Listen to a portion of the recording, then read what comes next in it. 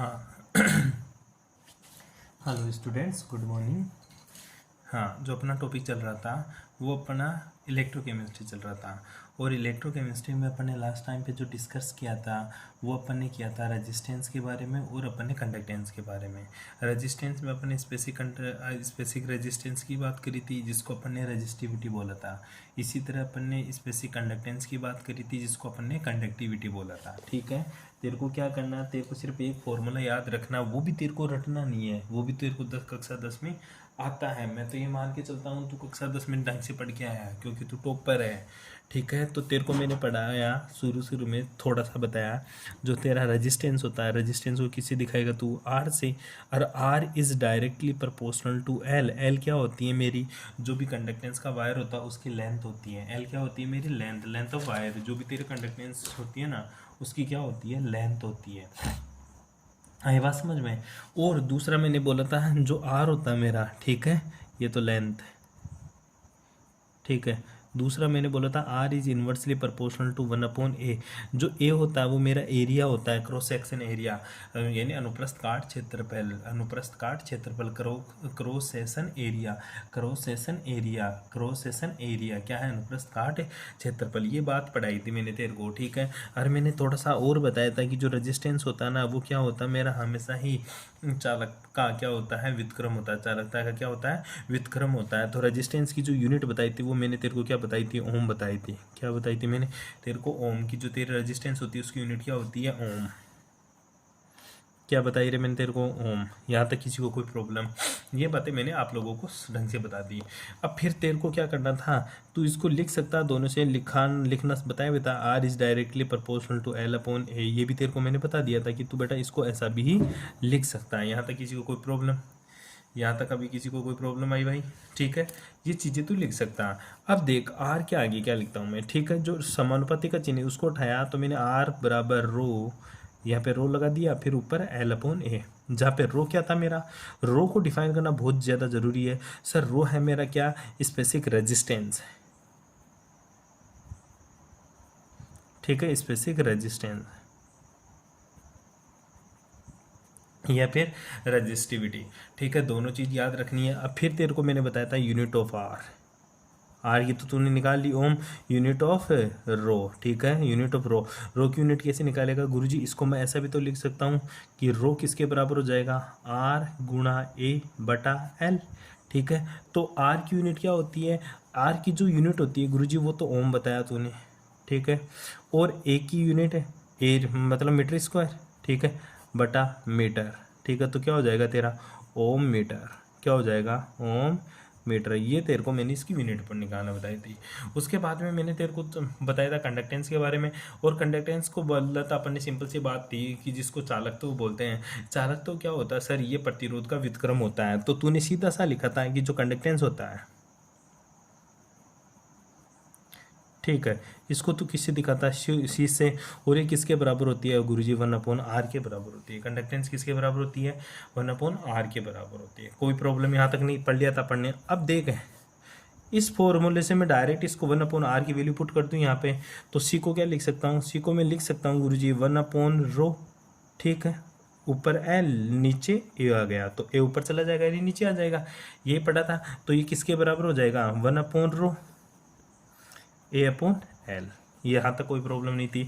और 1/ρ को तूने क्या लिखा था सर, इसको मैंने कप्पा लिख दिया था। क्या लिख दिया था, कप्पा, कप्पा ए अपॉन एल, ठीक है। मतलब सी बराबर क्या लिखा था तूने, कप्पा ए अपॉन एल। यहाँ तक किसी को कोई प्रॉब्लम, जहाँ पे के क्या है मेरा, कप्पा, क्या है मेरा, कप्पा, ठीक है।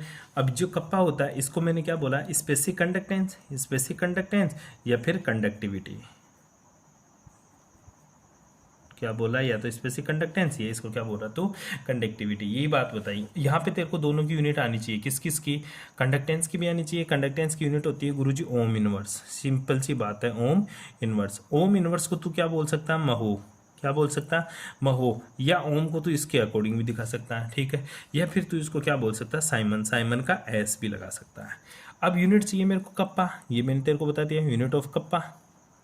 अब कप्पा की यूनिट क्या थी, सिंपल सी बात है, इसको इधर लेके जाऊंगा तो इसकी कंडक्टेंस की यूनिट तो क्या थी, साइमन एरिया नीचे आ जाएगा डॉट मीटर इनवर्स, ये इसकी यूनिट। यहाँ तक किसी को कोई प्रॉब्लम नहीं होनी चाहिए भाई, ठीक है। मैंने यहाँ तक आप लोगों को लास्ट क्लास में ये बातें पढ़ने क्या कर ली थी, डिस्कस कर ली थी। अब इस क्लास में क्या बातें डिस्कस करने वाले हैं, वो सिंपल सी बात देख। अब कप्पा होता है ना, ये कप्पा, ये गुरुजी होता क्या है, ठीक है।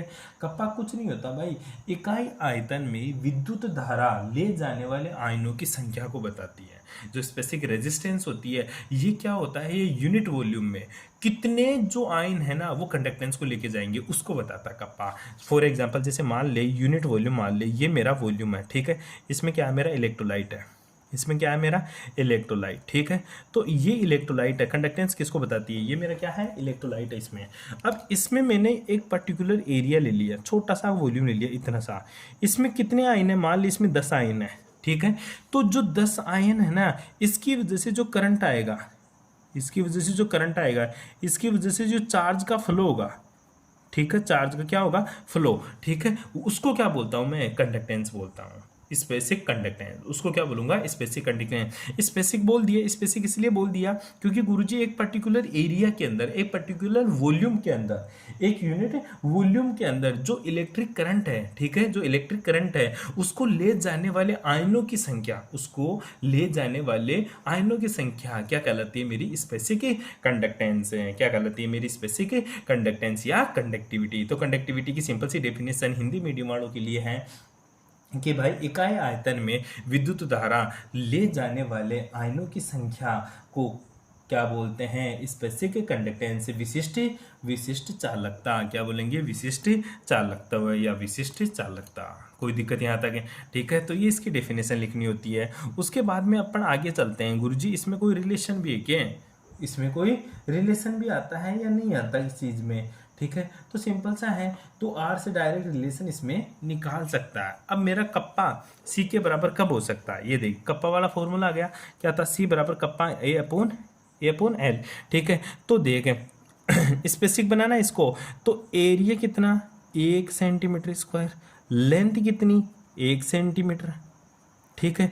तो इसमें वैल्यू पुट कर दूं तो सी किसके बराबर आ जाएगा, कप्पा। इसी को क्या बोलता हूं मैं, स्पेसिफिक कंडक्टेंस। सी बराबर क्या जाएगा, कप्पा। इसी को क्या बोलता हूं मैं, स्पेसिफिक कंडक्टेंस। यहाँ तक किसी को कोई प्रॉब्लम नहीं होनी चाहिए, ठीक है। यदि किसी विलियन में 1 सेंटीमीटर दूर रखे हुए 2 इलेक्ट्रोलाइटों के मध्य उसके अनुप्रस्थ काट क्षेत्रफल 1 सेंटीमीटर स्क्वायर हो, तो उस विलियन के द्वारा उत्पन्न चालकत्व ही उसकी विशिष्ट चालकत्व कहलाती है या उसका चालकता कहलाती है, ठीक है। मतलब एरिया 1 सेंटीमीटर हो और दोनों इलेक्ट्रोलाइट्स के बीच की जो डिस्टेंस है वो कितनी होनी चाहिए, 1 मीटर, या फिर जो चालकतार की लंबाई है वो कितनी होनी चाहिए, 1 मीटर या 1 सेंटीमीटर। और उस चालकतार का जो अनुप्रस्थ काट क्षेत्रफल है, ठीक है, उसकी मोटाई, उसका जो क्रॉस सेक्शन एरिया है वो 1 सेंटीमीटर स्क्वायर हो, तो कप्पा किसके बराबर हो जाएगा, सी के। इसी को मैं क्या बोलूंगा, विशिष्ट चालकत्व है, स्पेसिफिक कंडक्टेंस है या फिर कंडक्टिविटी चालकता, ठीक है।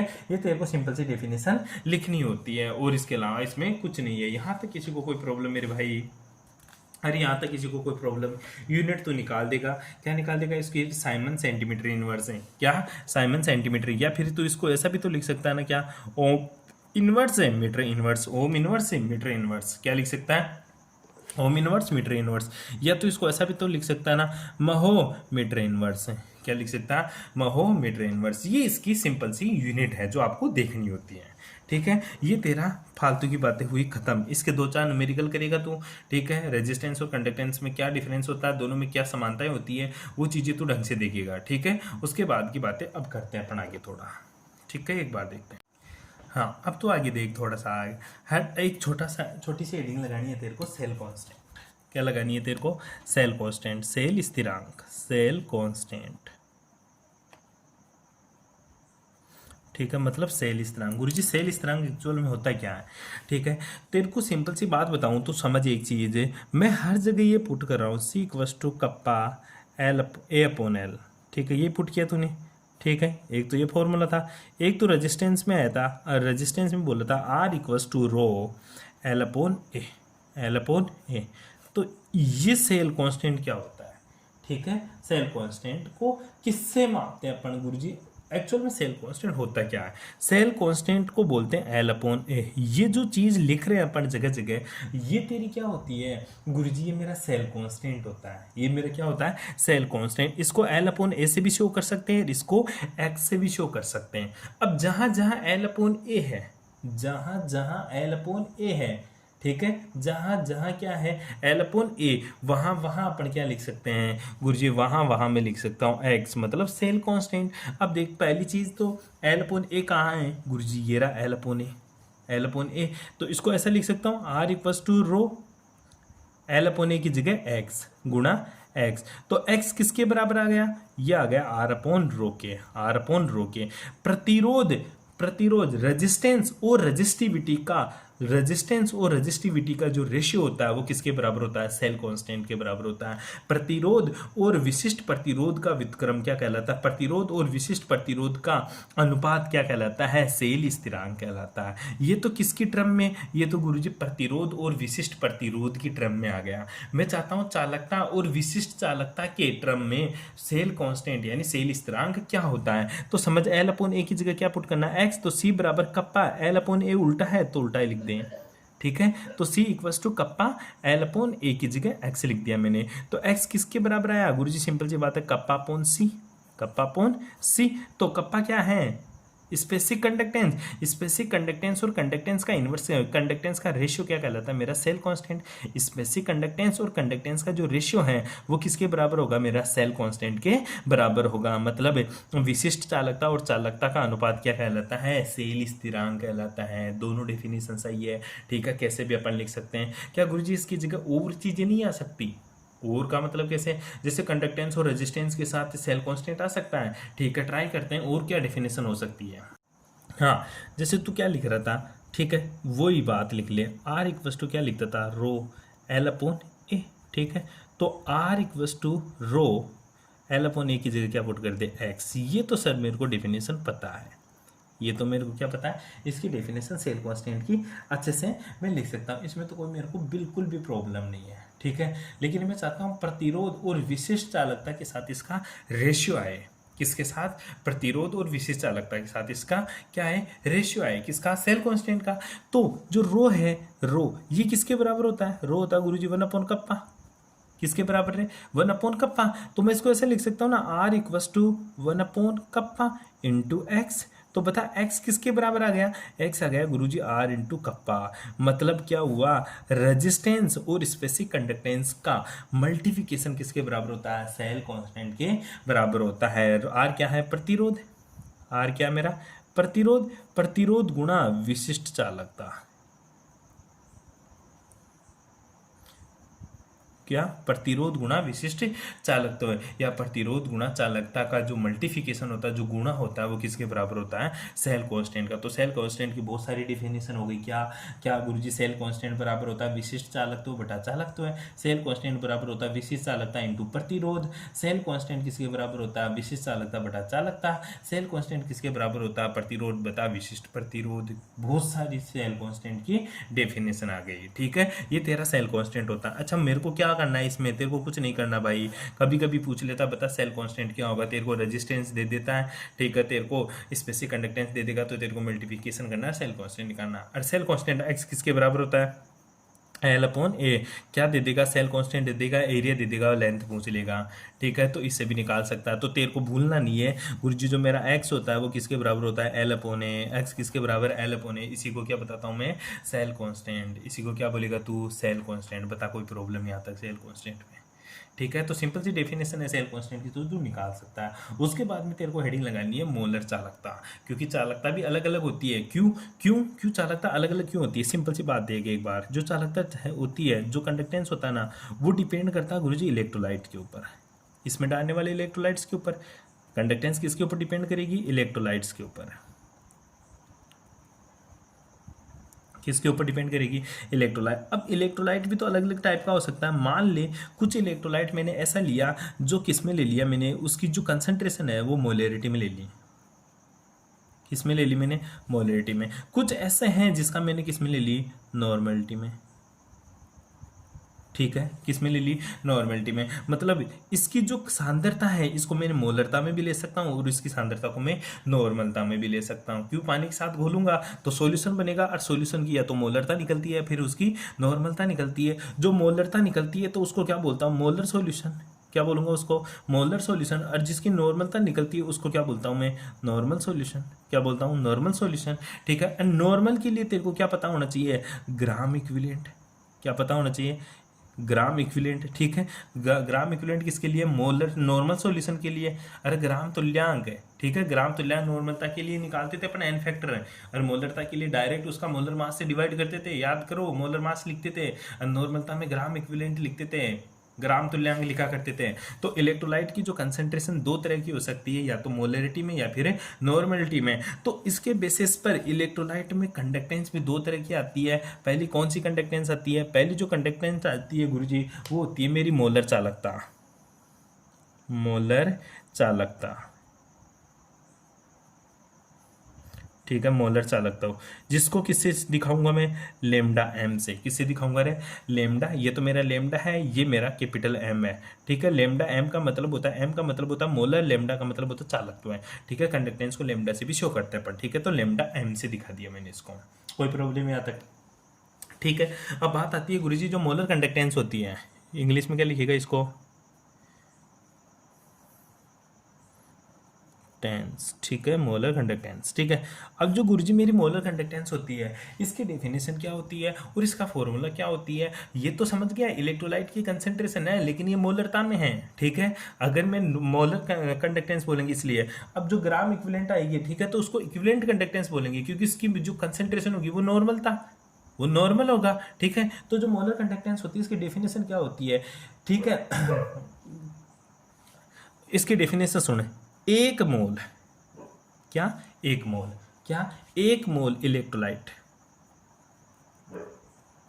ठीक है, एक मोल इलेक्ट्रोलाइट। ठीक है, एक मोल जो इलेक्ट्रोलाइट है ना उसकी जो कंसंट्रेशन में क्या है, उसमें एक मोल अपन ने इलेक्ट्रोलाइट लिया। ठीक है, अगर किसी सॉल्यूशन में पानी में मिक्स कर दे, एक मोल इलेक्ट्रोलाइट ले ले, उसको किसके साथ मिक्स कर दिया, पानी के साथ, तो तूने क्या बनाया, सॉल्यूशन बनाया। तूने क्या बनाया, सॉल्यूशन बनाया। तो एक मोल इलेक्ट्रोलाइट, क्या रे, एक मोल इलेक्ट्रोलाइट रखने वाले विलयन की चालकता क्या कहलाती है, मेरी मोलर चालकत्व कहलाती है। एक मोल इलेक्ट्रोलाइट रखने वाले विलयन की चालकता क्या कहलाती है, मोलर चालकता कहलाती है। इसको किससे दिखाते हैं, लेमडा एम से दिखाते हैं। और इसका फॉर्मूला क्या होता है, सिंपल सी बात तो होती है गुरुजी, इसका फॉर्मूला कप्पा गुणा V, lambda M equals to kappa गुणा वी, जहाँ पे लेमडा एम क्या होती है, मोलर चालकता, और जो मेरा कप्पा होता है वो क्या होती है, स्पेसिफिक कंडक्टेंस।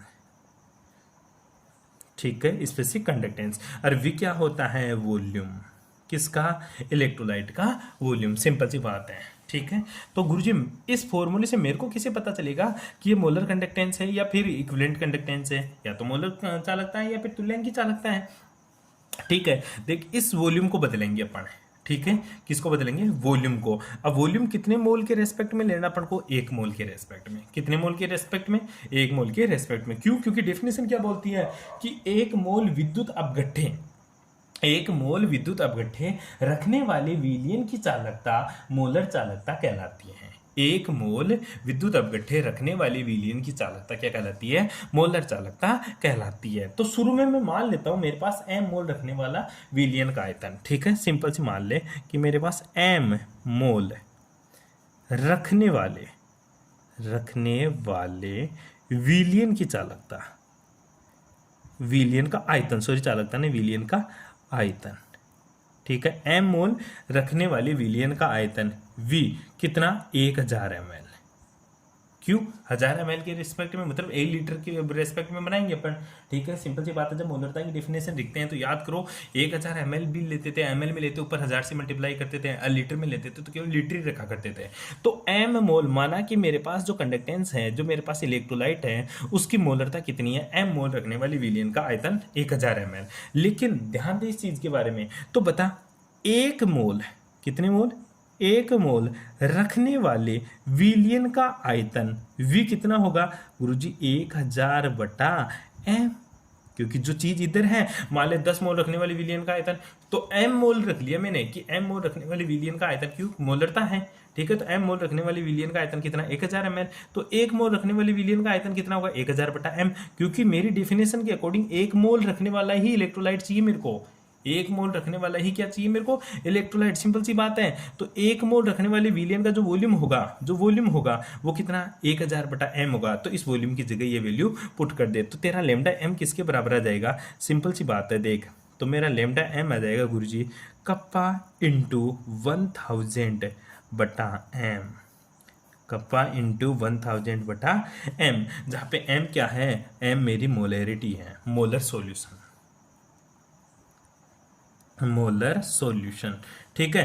कप्पा क्या है मेरा, स्पेसिफिक कंडक्टेंस। ध्यान दे इस चीज के बारे में, ये फॉर्मूला तेरे को याद करना है, यही फॉर्मूला तेरे को पूछेगा वो, और इसी फॉर्मूले को तेरे को क्या करना है, याद करना है। Lambda m equals to kappa into 1000 upon m। दूसरा यूनिट ऑफ लेमडा m, बता इसकी यूनिट क्या होगी लेमडा m की, बता भाई बता, लेमडा m की यूनिट क्या होगी, ये तेरे को पता होना चाहिए, ठीक है। ये तो क्या 1000 ml है, 1000 ये तो ml है, ठीक है। तो सबसे पहले कप्पा की यूनिट होती है गुरुजी, कप्पा की यूनिट तो मैंने पढ़ी थी क्या, साइमन डॉट बता रहे, साइमन डॉट मीटर इनवर्स या centimetre inverse, Simon dot centimetre inverse, kappa की यूनिट। उसके बाद में ml मतलब आयतन, ml मतलब आयतन। आयतन क्या होता है वो बता मेरे को, सिंपल सी बात। आयतन गुरुजी होता क्या है, आयतन में तीनों चीज जुड़ती है, लंबाई गुणा चौड़ाई गुणा ऊंचाई। जैसे एक गिलास है, ठीक है, इसका आयतन क्या होगा गुरुजी, इसकी चौड़ाई देख, सॉरी ये तो लंबाई, ठीक है, ये चौड़ाई, ठीक है, ये तो लंबाई ये चौड़ाई, और ये कितना गहरा है वो भी तो देखते अपन, लंबाई गुणा चौड़ाई गुणा ऊंचाई।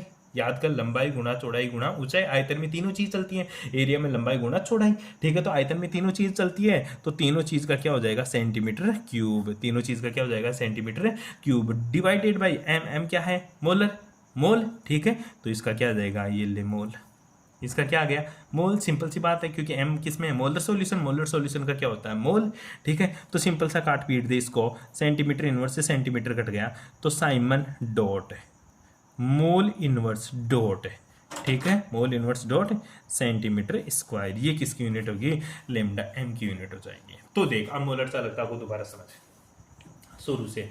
गुरुजी मोलर चालकता को लैम्डा m से दिखाते हैं। मोलर चालकता की जो डेफिनेशन होती है वो क्या होती है, एक मोल विद्युत अपघट्य रखने वाले विलियन की चालकता मोलर चालकता कहलाती है। अर्थात lambda m equals to kappa गुणा v क्या होता है, मेरा आयतन होता है, v क्या होता है, आयतन।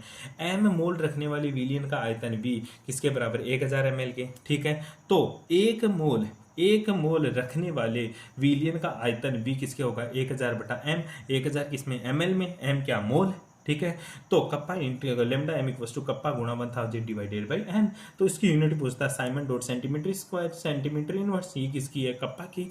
और ml मतलब वॉल्यूम मतलब किसमें, सेंटीमीटर क्यूब, ठीक है, डिवाइडेड बाई मोल। ये ml को सेंटीमीटर क्यूब क्यों बोला, ये याद रख ले भाई। जो आयतन होता है वो तीनों दिशाओं में चलता है, x y z, तो उसकी क्या होगी, लंबाई भी होगी, उसकी चौड़ाई भी होगी, और उसकी क्या होगी, ऊंचाई भी होगी। ऊंचाई की जगह तू गहराई भी बोल सकता है, ठीक है, लंबाई चौड़ाई और गहराई, ठीक है। तभी तो पानी के गिलास में पानी आता तेरा, कितना ml पानी है, ठीक है। तो इसकी सेंटीमीटर क्यूब ले लिया। अच्छा गुरुजी लीटर होता तो फिर मीटर क्यूब लेता मैं, क्योंकि वो ऐसा यूनिट मीटर है, तो यहाँ पे भी ऐसा यूनिट फिर मीटर लीटर आती, लीटर है तो वहाँ पे मीटर आती, यहाँ पे सेंटीमीटर ml है तो यहाँ पे सेंटीमीटर आ गई, ठीक है।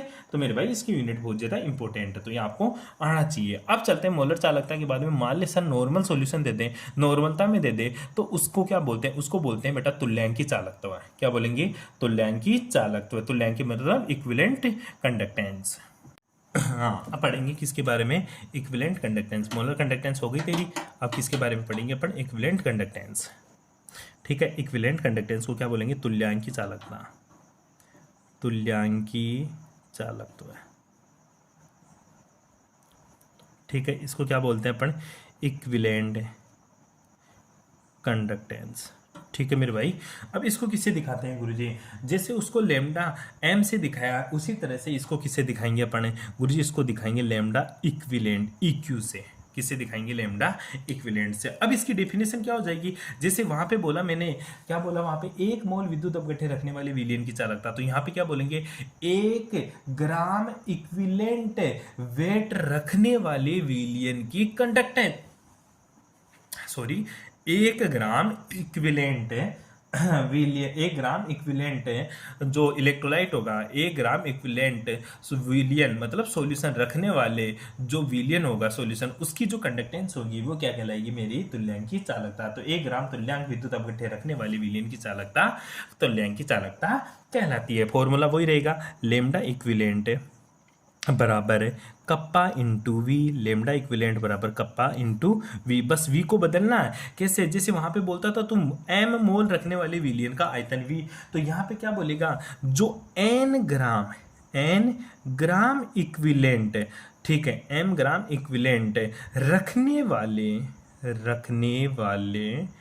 विलियन का आयतन, रखने वाले विलियन का आयतन, ठीक है, आयतन V कितना, गुरुजी वही बात रखूंगा मैं, कितना, 1000 ml, कितना रहे 1000 ml, तो 1 ग्राम इक्विवेलेंट वेट रखने वाले विलियन का आयतन कितना हो जाएगा गुरुजी, 1000 बटा n, 1000 बटा एन, एन क्या है, ग्राम इक्विवेलेंट, एन क्या है तेरा, ग्राम इक्विवेलेंट, तो वॉल्यूम की जगह ये वैल्यू पुट कर दे, तो लैम्डा इक्विवेलेंट किसके बराबर आ जाएगा गुरुजी, लैम्डा इक्विवेलेंट बराबर कप्पा इंटू 1000 बटा एन। और इसकी यूनिट क्या होगी, वो ज़्यादा इंपॉर्टेंट है, इसकी जो यूनिट होगी वो कप्पा की क्या होती है, Simon dot centimetre inverse dot 1000 की वही सेंटीमीटर क्यूब, ठीक है, डिवाइडेड बाई एन की इक्विवेलेंट वेट या ग्राम इक्विवेलेंट, क्या लिख सकता है इसको तू, ग्राम इक्विवेलेंट। इसमें कोई प्रॉब्लम यहाँ तक है, अरे इसकी यूनिट निकालने में कोई प्रॉब्लम, ग्राम इक्विवेलेंट या इक्विवेलेंट मतलब तुल्यांक, हिंदी में बोले तो तुल्यांक, तो इसकी क्या हो जाएगी, वो Simon dot centimetre square dot equivalent inverse या तुल्यांक इनवर्स, ही इसकी क्या हो जाएगी इकाई, इसको बोलते हैं अपन तुल्यांक की चालकता। क्या बोलेंगे मेरे भाई, इसको बोलते हैं गुरुजी तुल्यांक की चालकता। बताओ यहाँ तक किसी को कोई प्रॉब्लम, मोलर चालकता और तुल्यांक की चालकता दोनों के फॉर्मूले तुझे पता होने चाहिए। वैल्यू देगा डायरेक्ट, कप्पा की वैल्यू देगा, एम की वैल्यू देगा, आंसर निकालो बता रहे, अरे बता दी, कोई प्रॉब्लम है क्या अभी भी, ठीक है, इस तरह से अपन इस क्वेश्चन को सॉल्व कर सकते हैं। नेक्स्ट चलते हैं अपन थोड़ा सा और बढ़ते हैं आगे की तरफ, उसके बाद में थोड़ा न्यूमेरिकल प्रॉब्लम डिस्कस करेंगे, बट तेरे को थोड़ा थ्योरी भी तो पता होनी चाहिए ना। हाँ, अब देख, पहले आगे बढ़ने से पहले मैं तेरे को एक क्वेश्चन करवा देता हूँ, ठीक है, तो इस क्वेश्चन को ढंग से पढ़ ले भाई, हिंदी इंग्लिश दोनों वाले पढ़ो भाई। Electric resistance of A column, ठीक है, ऑफ 0.5 मोल पर लीटर एनुअस सॉल्यूशन, ये तो कंसंट्रेशन दे दी 0.05 मोल पर लीटर एनुअस सॉल्यूशन की कंसंट्रेशन दे दी, और बोला एक ऐसा कॉलम है, कॉलम मतलब पाइप है रे तेरा, कॉलम को क्या बोलते हैं, पाइप, जैसे तेरे लैब में जाके देखा होगा, ठीक है, कॉलम क्रोमेटोग्राफी करेंगे ना तब बताऊंगा आप लोगों को कि कॉलम क्या होता है, ठीक है, तो कॉलम है, कॉलम का मतलब यहाँ सिंपल सा देख ले, एक छोटा सा पाइप है, ठीक है, उसमें तूने क्या डाल दिया, उसमें तूने एनुअस का सॉल्यूशन डाल दिया, कितना था एनुअस सॉल्यूशन, ठीक है, 0.05 मोल पर लीटर, ठीक है, तो कंसंट्रेशन ये मोलरिटी में दे दी, एम की वैल्यू कितनी दे दी, 0.05 मोल पर लीटर, ये दे दी तेरे को, ठीक है, मोलरिटी, ध्यान से देख ले इसको, एनुअस का सॉल्यूशन की मोलरिटी दे दी है, ठीक है। बोला डायामीटर भाई साहब, डायामीटर मतलब, डायामीटर क्या बोलते हैं, व्यास, डायामीटर को क्या बोलेंगे हिंदी में, व्यास, तो इसका जो डायामीटर है, ठीक है गुरुजी, डायामीटर तो तूने बताया नहीं, 1 सेंटीमीटर है,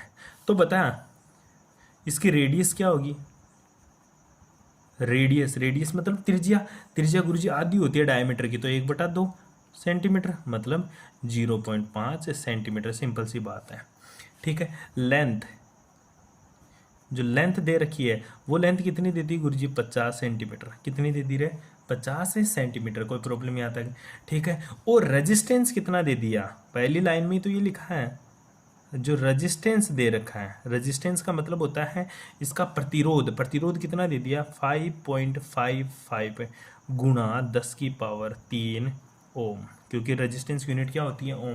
पूछा बता रजिस्टिविटी मतलब रो, क्या पूछा है, ठीक है, पूछा क्या है, पता क्या करना तेरे को, पता करना गुरुजी मेरे को रो, रेजिस्टेंस, रजिस्टिविटी, कंडक्टिविटी कप्पा, और मोलर कंडक्टेंस मतलब लेमडा एम। ये तीन चीज तुझे निकालना। क्वेश्चन को हिंदी मीडियम वाले सुन ले भाई, ठीक है। क्या बोल रहा है, 0.05 मोल पर लीटर NaOH के सॉल्यूशन को एक कॉलम में डालने पर उसका व्यास 1 सेंटीमीटर तथा उस कॉलम की लंबाई 50 सेंटीमीटर है और उसका प्रतिरोध 5.55 गुणा 10⁻³ ओम है। तो बताओ इस सॉल्यूशन की, तो बताओ इस विलियन का रेजिस्टेंस, इसकी कंडक्टिविटी और इसकी मोलर कंडक्टेंस क्या हो गया, मोलर कंडक्टिविटी क्या होगी। सिंपल।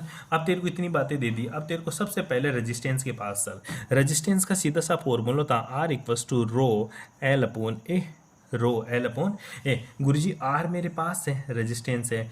रो मेरे को पूछ रहा है, रेजिस्टिविटी पूछ रहा है रो, ठीक है। एल मेरे पास है, ए मेरे पास नहीं है। ए क्या है, क्षेत्रफल है। ए क्या है, क्षेत्रफल। और ए किसका, पाइप का। और पाइप का क्या होता है, πr²। सिंपल सी बात तो होता है, क्या होगा, πr²। और पाई का मान कितना होता है, 3.14। पाई का मतलब मान कितना होता है, 3.14। आर की वैल्यू कितनी दे दी, रेडियस कितनी है, 0.5 का होल स्क्वायर। आर की वैल्यू कितनी दी, 0.5 का होल स्क्वायर। ये मेरा क्या आ गया, एरिया। एल मेरे को दे दी कितनी, 1 सेंटीमीटर, ठीक है। रो आर मेरे को दे दिया 5.55 गुणा 10⁻3, ठीक है। वैल्यू पुट कर दे, रो निकाल दे। तो रो बराबर क्या आ जाएगा गुरुजी, सिंपल सी बात है, आर की वैल्यू 5.55 गुणा 10⁻3, सिंपल, ठीक है। उसके बाद में एरिया चला जाएगा उधर। एरिया कितना, 3.14 गुणा 0.5 गुणा 0.5 बटा एल कितना दे दिया, 1 सेंटीमीटर। तो रो की वैल्यू निकाल लेगा, ठीक है। रो की वैल्यू निकाल लेगा, उसके बाद में कप्पा। रो की वैल्यू निकालना, उसके बाद में कप्पा। कप्पा क्या होता है, कंडक्टेंस से। कप्पा क्या होता है, कंडक्टेंस से। या उल्टा कर दें, क्या सर, कप्पा किसके बराबर होता है, 1/रो। सिंपल, रो निकालने 1/रो निकाल दे, कप्पा आ गया। कप्पा आने के बाद में तू क्या निकालेगा, लेमडा एम की सिंपल सी वैल्यू दे रखी है। लेमडा एम की वैल्यू क्या, कप्पा गुणा 1000 बटा एम। अब एम का मान तुझे दे रखा है, एम ये रहा, ऊपर एम का मान ये रहा, ठीक है। एम की वैल्यू पुट कर दे, कप्पा का मान तू यहाँ से निकाल ले, वैल्यू पुट कर, तीनों के आंसर निकाल लेगा। इस तरह से तू ये क्वेश्चन भी आसानी से कर सकता है। बता, ऐसे क्वेश्चन में कोई प्रॉब्लम तेरे को, सिंपल सा क्वेश्चन है भाई, ऐसा क्वेश्चन निकाल सकता है। बस यहाँ पे तेरे को डायमीटर दे दिया, ठीक है, तो एरिया तेरे को पूछ लेता है, निकलवा लेता है। अच्छा क्वेश्चन है, बहुत अच्छा क्वेश्चन है। ऐसा क्वेश्चन पूछने के चांसेज रहते हैं, ठीक है भाई। करेगा ऐसा क्वेश्चन, ठीक है। ओके, धन्यवाद। बाकी बातें करेंगे पर नेक्स्ट क्लास।